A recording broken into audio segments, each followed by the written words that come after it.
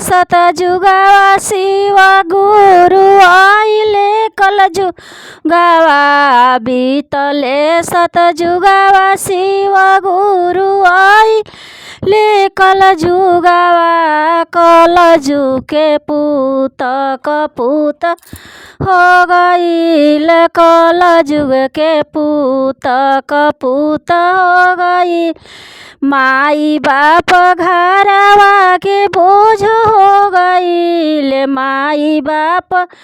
घरवा के बोझ हो गईल बाप से बढ़ी के उनकर ससुर हो गईल माई से बढ़ के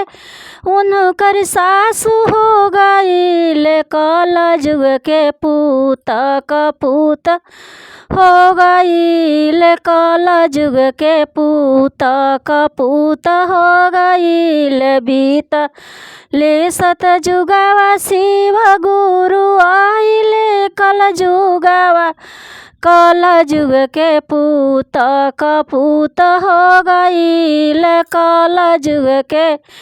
पूत कपूत हो गईल माई बाप के घरवा में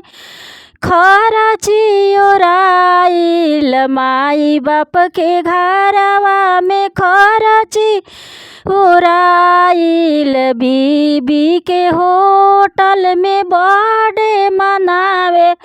ले बीबी के होटल में बर्थडे मनावे ले कलजुग के पूत कपूत हो गईल कलजुग के पूत कपूत हो गईल एके ओदरी के जामल भाई बनले दुश्मनवा एक ओदरी जामल भाई बनल दुश्मनवा भाई से बढ़ के उनकर सारा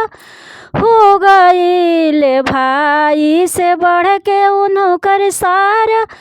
हो गईल कलजुग के पूत कपूत हो गईल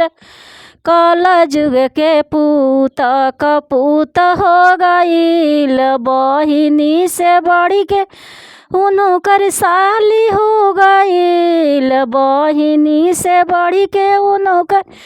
साली हो गईल कलजुग के पूत कपूत हो गईल।